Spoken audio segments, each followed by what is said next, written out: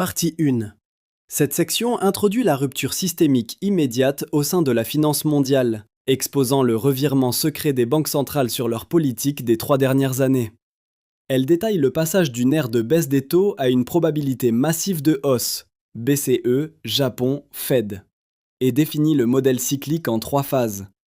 La grande promesse de l'argent facile, le faux calme de la stabilité apparente, et le choc du retournement qui s'amorce cette semaine, impactant chaque décision financière individuelle. Partie 2. Ce segment développe l'analyse historique comparative en se focalisant sur l'échec de la Réserve fédérale lors du choc pétrolier des années 1970 sous Arthur Burns. Il explore le concept d'inflation transitoire comme un piège récurrent et examine le cas du Japon en 2007, illustrant comment une normalisation monétaire prudente peut être anéantie par un choc externe, créant un parallèle direct avec la fragilité des politiques actuelles face aux pressions énergétiques mondiales de 2026. Partie 3. Cette partie examine le précédent de la BCE en 2022, avant de basculer dans l'analyse technique de la crise actuelle. Le déclenchement des opérations militaires contre l'Iran en mars 2026. Elle détaille l'obstruction du détroit d'Ormuz, l'envolée du baril de pétrole Brent au-dessus de $120 et explique le mécanisme de la stagflation, ce piège où les outils des banques centrales deviennent contre-productifs, aggravant soit la récession, soit l'inflation. Partie 4. La narration se concentre ici sur les données précises d'avril 2026, analysant le changement de ton du dot plot de la Fed et les avertissements de Jérôme Powell sur l'incertitude radicale. Elle documente le pivot hawkish des grandes banques d'investissement, JP Morgan, Goldman Sachs, concernant la BCE et la Banque d'Angleterre, tout en soulignant le danger systémique du carry trade japonais et les recommandations restrictives du FMI face à l'endettement record des États-Unis. Partie 5. La section finale synthétise l'impact sur les marchés d'actifs, notamment la chute du S&P 500 et la vulnérabilité du secteur technologique face à la hausse des taux. Elle articule les 3 forces collisionnelles, choc énergétique, piège politique et contrainte de crédibilité, pour conclure que le récit d'un atterrissage en douceur est caduc, exhortant à une action immédiate avant que la fenêtre d'opportunité ne se referme définitivement sur ce nouveau paradigme financier. L'original s'inscrit dans une niche d'analyse macroéconomique et géopolitique de haute précision, ciblant un public d'investisseurs et de citoyens avertis, cherchant à anticiper les mouvements systémiques. Le genre relève du rapport d'alerte financière, structuré comme un script de communication stratégique à forte charge dramatique. Le style est sérieux, expert et alarmiste, utilisant une intonation d'urgence, right now, this week, pour rompre avec le discours médiatique dominant. Le rythme est soutenu, alternant entre des phrases hachées pour l'impact émotionnel et des constructions complexes pour l'exposition de données techniques. L'argumentation repose sur une méthode empirique rigoureuse. Elle utilise des analogies historiques, 1970, 2007, 2022, pour valider un modèle prédictif en 3 étapes, appuyé par des statistiques bancaires et des citations institutionnelles. Le lexique est hautement spécialisé. Point de base, dot plot, stagflation, carry trade, core PCE, tandis que la syntaxe privilégie les structures antithétiques et les répétitions emphatiques pour marteler la réalité du choc. L'auteur se positionne comme un observateur lucide et dissident, capable de connecter les points entre la guerre en Iran et les portefeuilles de retraite, adoptant une mentalité de lanceur d'alerte financier qui refuse les raccourcis simplistes pour privilégier une logique de causalité implacable. The visual style should be financial documentary cinematic. It features high-contrast digital photography with a dominant palette of deep navy blue, charcoal grey, and sharp accents of warning red and ticker tape gold. The lighting is dramatic and moody, often utilizing chiaroscuro effects to emphasize the gravity of global financial shifts. Compositionally, the images should blend photorealistic portrayals of central bank architecture or world leaders with sophisticated infographic overlays. Glowing orange line graphs showing sharp spikes, translucent data grids, and blurred motion backgrounds of trading floors. The atmosphere is tense, sophisticated, and authoritative, resembling the visual language of high-end financial thrillers or premium economic news features. The aesthetic emphasizes a world on the brink, combining the cold reality of geopolitical conflict with the abstract digital nature of global capital.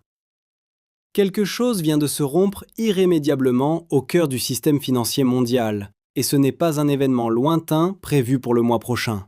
Cela se produit cette semaine, en ce moment même, alors que les institutions les plus influentes de la planète procèdent discrètement à un revirement total de la décision politique la plus cruciale de ces 3 dernières années.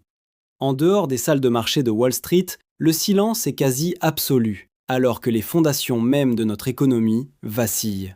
La Banque centrale européenne, après avoir multiplié les baisses de taux à 8 reprises entre 2024 et 2025, se trouve confrontée à des marchés qui parient désormais avec une probabilité de 84% sur une hausse dès 2026. JP Morgan, l'une des puissances financières les plus dominantes, a déjà radicalement modifié ses projections, appelant désormais la BCE à relever ses taux en avril et à nouveau en juillet. La Banque d'Angleterre, qui s'orientait vers une détente monétaire il y a quelques semaines à peine, reste désormais figée à 3,75%, sous la menace d'une inflation prête à bondir vers les 3,5% au cours des 2 prochains trimestres. Au Japon, la fin de 30 ans d'expérimentation monétaire extrême est imminente, avec une probabilité de hausse des taux fixée par le marché à 70% pour le mois à venir. Même la Réserve fédérale des États-Unis, qui a passé les 2 dernières années à réduire ses taux de 175 points de base, a maintenu son statu quo lors de 2 réunions consécutives, tandis que son propre graphique à points glisse vers une trajectoire de réduction bien plus timide, certains membres allant jusqu'à prôner une absence totale de baisse pour le reste de l'année. Ce qui se joue actuellement n'est pas un simple ajustement technique, mais un séisme monétaire d'une magnitude totale qui va bouleverser chaque prêt hypothécaire, chaque compte d'épargne, chaque fonds de retraite, chaque emprunt commercial et chaque décision financière individuelle pour les 2 à 3 prochaines années.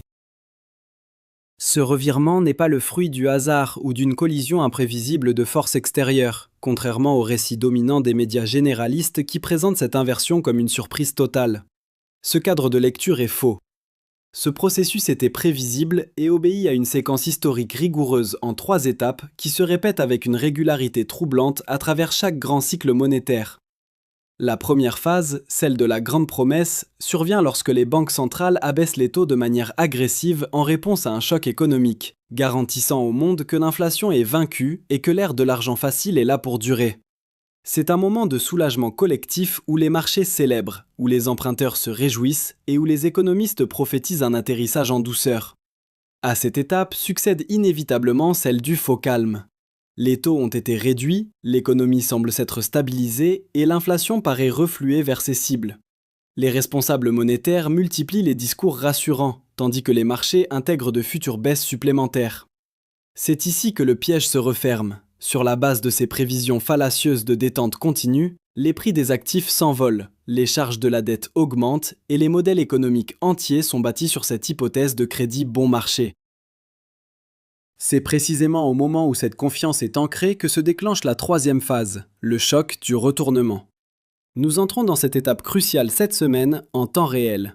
Le choc survient lorsqu'un événement extérieur brutal entre en collision avec une inflation qui n'a jamais été véritablement éradiquée, des niveaux d'endettement historiquement massifs et une politique monétaire prise totalement au dépourvu. Les banques centrales, après avoir promis des baisses, se voient contraintes d'envisager des hausses urgentes. Les investisseurs, piégés dans des positions spéculant sur des taux bas, se précipitent pour inverser leur stratégie, tandis que les citoyens ordinaires découvrent que la promesse d'un argent peu coûteux est révoquée par la réalité froide des données économiques. Ce schéma est confirmé par l'histoire moderne, et les données de cette semaine prouvent que nous sommes déjà au cœur de ce basculement systémique. Le premier cas d'école historique que nous devons impérativement examiner est celui du choc pétrolier des années 1970 et de l'échec catastrophique de la Réserve fédérale en matière de politique monétaire. Au début de cette décennie, la Fed menait une politique relativement accommodante alors que les États-Unis étaient aux prises avec les coûts économiques abyssaux de la guerre du Vietnam. Dans la foulée de la décision de Richard Nixon de fermer la fenêtre de l'or en 1971, l'inflation était déjà élevée, mais les banques centrales n'étaient absolument pas préparées à ce qui allait suivre. En octobre 1973, les membres arabes de l'Organisation des pays exportateurs de pétrole ont imposé un embargo pétrolier aux nations ayant soutenu Israël lors de la guerre du Kippour. Le prix du pétrole a quadruplé presque du jour au lendemain. Ce qui a suivi est la définition même d'un choc stagflationniste. La croissance s'est effondrée alors que l'inflation s'envolait. La Réserve fédérale, dirigée à l'époque par Arthur Burns, s'est retrouvée dans la même position impossible que celle à laquelle chaque grande banque centrale est confrontée aujourd'hui. L'arbitrage consistait soit à relever les taux pour combattre l'inflation, au risque d'écraser une économie déjà chancelante, soit à maintenir des taux bas pour protéger la croissance, au risque de laisser les attentes inflationnistes s'ancrer de manière permanente. Burns a choisi de prioriser la croissance, adoptant une approche hésitante dite de stop and go, relevant brièvement les taux quand l'inflation hurlait trop fort, pour les baisser à nouveau dès que l'économie montrait des signes de faiblesse. Le résultat fut l'un des échecs monétaires les plus destructeurs de l'histoire américaine. L'inflation est restée incrustée dans l'économie pendant près d'une décennie. Il a fallu l'arrivée de Paul Volcker à la tête de la Fed en 1979 et un relèvement des taux à un niveau presque inconcevable de 20% pour enfin briser le cycle inflationniste. Le remède a failli tuer le patient. Le chômage a atteint 10,8%, l'économie a subi 2 récessions consécutives, le marché boursier s'est effondré et il a fallu des années pour que les citoyens ordinaires s'en remettent. La leçon des années 1970 est limpide. Lorsque les banques centrales promettent qu'un choc d'offres externe est transitoire et que cette promesse s'avère fausse, le coût de la correction de l'erreur est toujours bien plus élevé que le coût d'une action précoce. Ce schéma est d'une familiarité frappante, car le mot transitoire a été utilisé à nouveau en 2021 et 2022, et il est encore invoqué en ce moment même, en 2026, pour décrire le choc énergétique provoqué par la guerre en Iran. Les banques centrales qui l'utilisent sont assises sur une inflation qui n'est jamais revenue à sa cible, tout en maintenant des taux bien trop bas par rapport aux pressions réelles sur les prix. Le précédent des années 1970 a prouvé ce qui arrive ensuite. Et le modèle est en train de se répéter avec une précision mathématique. Le second cas d'étude historique concerne la tentative de la Banque du Japon de normaliser ses taux d'intérêt en 2007 après des années de maintien à un niveau proche de zéro. Au début des années 2000, le Japon menait l'expérience de relance monétaire la plus agressive de l'histoire moderne. La Banque du Japon s'est finalement sentie assez confiante dans la reprise économique pour entamer un cycle de normalisation prudent en 2006 et 2007. Elle a relevé ses taux avec une extrême précaution, recevant les éloges des observateurs pour sa discipline. Puis, la crise financière mondiale de 2008 a frappé. Ce qui ressemblait à une normalisation contrôlée est devenu un renversement catastrophique. La Banque du Japon a été contrainte de ramener ses taux à zéro presque immédiatement, et de les y maintenir pendant encore une décennie et demie. L'expérience japonaise de 2007 démontre que la normalisation monétaire, le processus de retour des taux à des niveaux normaux après des années de stimulation d'urgence, est d'une vulnérabilité exquise aux chocs externes. Aujourd'hui, la Banque du Japon tente un nouveau cycle de normalisation. Elle a relevé ses taux à plusieurs reprises depuis 2024, se situant actuellement à 0,75% avec l'objectif d'atteindre 1% d'ici la fin de l'année 2026. Elle entreprend cette démarche alors qu'un choc énergétique majeur lié au conflit iranien inonde les coûts d'importation japonais, que le yen subit une pression persistante et que les marchés financiers mondiaux intègrent une incertitude qui rend chaque décision politique plus ardue. La Banque du Japon marche sur le fil du rasoir, et elle est déjà tombée de ce fil par le passé. Le résultat en 2007 a été désastreux, et les conditions actuelles assemblent à nouveau les pièces d'un désastre similaire. Le troisième cas d'étude que nous devons impérativement examiner est celui du revirement spectaculaire de la Banque centrale européenne entre 2021 et 2022, un précédent qui jette une lumière crue sur notre situation actuelle. Au lendemain immédiat de la pandémie, la BCE avait maintenu ses taux à des niveaux historiquement bas tout en déployant des programmes massifs d'achat d'obligations pour soutenir l'économie de la zone euro. Sa présidente, Christine Lagarde, avait alors utilisé le terme désormais tristement célèbre de « transitoire » pour qualifier la hausse de l'inflation en 2021. Elle s'était lourdement trompée. L'inflation dans la zone euro a bondi pour atteindre un pic de 10,6% en octobre 2022, forçant la BCE, qui avait pourtant promis que les hausses de taux étaient lointaines, à s'engager dans l'un des cycles de resserrement les plus agressifs de son histoire. Elle a relevé ses taux 10 fois consécutivement, passant de taux négatifs à 4% en un temps record, obligeant chaque banque d'Europe à réévaluer ses portefeuilles hypothécaires et chaque gouvernement à faire face à des coûts de service de la dette dramatiquement plus élevés. Aujourd'hui, le décor est planté pour une répétition de ce désastre. Après avoir réduit les taux 8 fois entre 2024 et 2025 pour les ramener à 2%, la BCE voit les prix de l'énergie doubler. Le gaz naturel européen atteignant les 45 € par mégawattheure, tandis que les prix à la production en Allemagne ont bondi de 7,2% sur un an en mars 2026. Les conditions qui ont précédé la débâcle de 2022 se réassemblent sous une configuration légèrement différente, mais suivant la même logique sous-jacente. Vérifié, indéniable. Cette dynamique s'accélère désormais sous l'effet d'un catalyseur brutal, la guerre en Iran. Depuis le début du mois de mars 2026, les opérations militaires lancées par les États-Unis et Israël contre l'Iran ont immédiatement perturbé les flux énergétiques mondiaux à travers l'un des points de passage les plus critiques de la planète, le détroit d'Ormuz. Environ 30% de tout le transit pétrolier mondial passe par ce goulet d'étranglement, et sa déstabilisation a propulsé les prix du pétrole brut Brent au-dessus des 120 $ le baril à leur sommet, tandis que le West Texas Intermediate franchissait la barre des 100 $. L'impact sur le consommateur final a été immédiat et violent.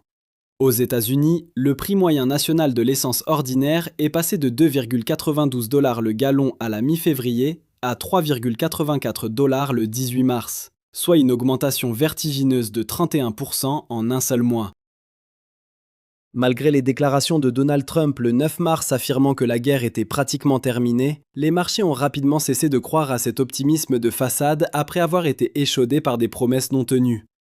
Le choc énergétique est une réalité tangible, persistante, et il constitue désormais la variable la plus déterminante dans les calculs de politique monétaire de chaque banque centrale majeure. Ce choc place les institutions monétaires au cœur d'un dilemme insoluble lié à leur mandat dual, qui consiste à la fois à contrôler l'inflation et à soutenir l'emploi. L'explosion des prix de l'énergie pousse l'inflation vers le haut par le biais des coûts de transport, de chauffage et de fabrication, tout en menaçant simultanément la croissance et l'emploi en écrasant le pouvoir d'achat des ménages et les marges des entreprises. Cette combinaison toxique porte un nom, la stagflation. Il s'agit du pire environnement possible pour la politique monétaire, car les outils habituels deviennent contre-productifs. Relever les taux d'intérêt pour briser l'inflation aggrave inévitablement une économie déjà affaiblie, tandis que baisser les taux pour soutenir l'activité ne fait qu'alimenter la spirale inflationniste. On ne peut pas résoudre ces deux problèmes contradictoires avec le même levier. C'est précisément ce piège qui se referme cette semaine sur le système financier mondial. La Réserve fédérale a déjà signalé ce basculement lors de sa réunion du 18 mars, où le vote quasi unanime pour le maintien des taux masquait un glissement interne vers une posture beaucoup plus restrictive. Les prévisions d'inflation pour 2026 ont été revues à la hausse, et Jérôme Powell lui-même a admis que personne ne sait comment ce choc énergétique va évoluer, brisant la confiance des marchés dans une baisse imminente des taux. Le piège est en place, et les banques centrales y sont enfermées. La précision des données qui émergent en cette première semaine d'avril 2026 est ce qui glace actuellement le sang de tout investisseur sérieux à travers le globe. Le pivot vers une posture restrictive n'est plus une simple rumeur de salle de marché, mais une réalité statistique implacable. Lors de la réunion du 18 mars, le comité de la Réserve fédérale a voté par 11 voix contre 1 pour maintenir les taux d'intérêt entre 3,5% et 3,75%. Mais la véritable secousse se trouvait sous la surface du dot plot. Ce graphique, qui illustre les anticipations individuelles des membres de la Fed, a révélé un glissement hawkish silencieux. 4 à 5 membres ont abandonné l'espoir de 2 baisses cette année pour n'en prévoir qu'une seule. Cette révision a eu lieu avant même que l'impact total de la guerre en Iran sur l'inflation ne soit pleinement intégré dans les modèles. La Fed a ainsi relevé ses projections d'inflation pour 2026 de 2,4% à 2,7% pour les mesures globales et sous-jacentes. Jérôme Powell, dans un aveu de vulnérabilité rare lors de son discours à Harvard le 30 août, a admis que personne ne sait comment le choc énergétique va se propager, ajoutant que si les progrès espérés sur les prix ne se matérialisaient pas, la baisse des taux n'aurait tout simplement pas lieu. Ce n'était pas une promesse, mais un avertissement solennel. De l'autre côté de l'Atlantique, la situation est encore plus aiguë. La Banque centrale européenne, lors de sa réunion du 19 mars, a radicalement changé de ton, reconnaissant explicitement que le conflit au Moyen-Orient propulserait l'inflation à court terme. Les traders parient désormais sur environ 72 points de base de hausse de la part de la BCE pour la seule année 2026. JP Morgan, Barclays, Goldman Sachs et Morgan Stanley ont tous inversé leurs prévisions. Ils n'attendent plus des baisses, mais des hausses de taux dès avril et juillet. Si la BCE relève ses taux en avril, ce sera le premier resserrement monétaire de la deuxième banque centrale la plus importante au monde, dans une année où tout le monde avait été bercé par l'illusion d'une détente continue. La probabilité d'une telle hausse est passée de quasiment 0 au début de l'année à 84% aujourd'hui. L'économie européenne fait face à un choc d'offres que ses modèles n'ont jamais été conçus pour absorber, provoqué par une guerre qu'elle n'a ni déclenchée, ni le pouvoir d'arrêter. La Banque d'Angleterre se trouve dans une impasse tout aussi brutale. Ses propres procès-verbaux de mars 2026 indiquent que l'inflation au Royaume-Uni pourrait grimper jusqu'à 3,5% au troisième trimestre, soit 150 points de base au-dessus de son objectif de 2%. Dans un langage dépourvu d'artifice, la Banque d'Angleterre admet son impuissance. La résolution des perturbations dans le détroit d'Ormuz dépend d'actions géopolitiques à la source et non de ce que la banque peut accomplir avec les taux d'intérêt.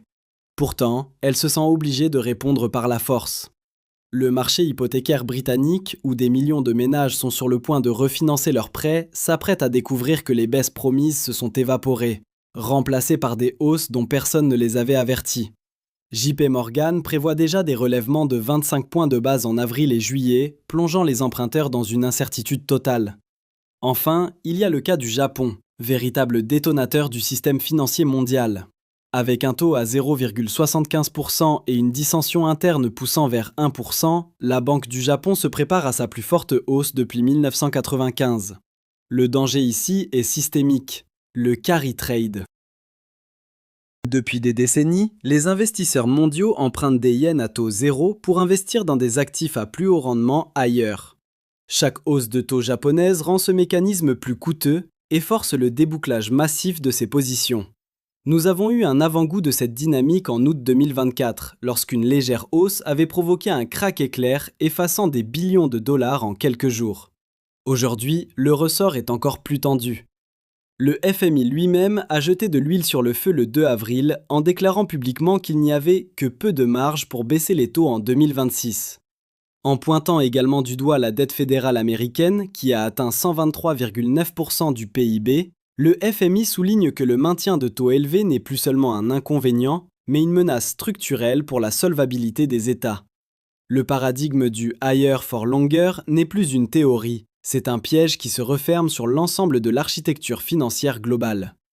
Le narratif des baisses de taux qui portait les marchés depuis la fin de l'année 2023 est désormais officiellement mort. Il a été remplacé, en cette première semaine d'avril 2026, par un paradigme brutal et impérieux.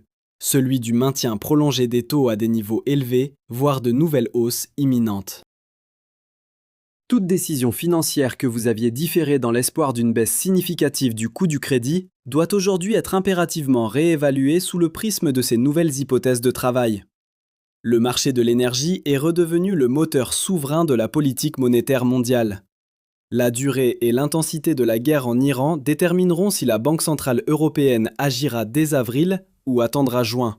Si la Banque du Japon pourra poursuivre sa normalisation sans provoquer un effondrement global du carry trade, et si l'unique baisse projetée par la Réserve fédérale pour 2026 se concrétisera ou s'évanouira.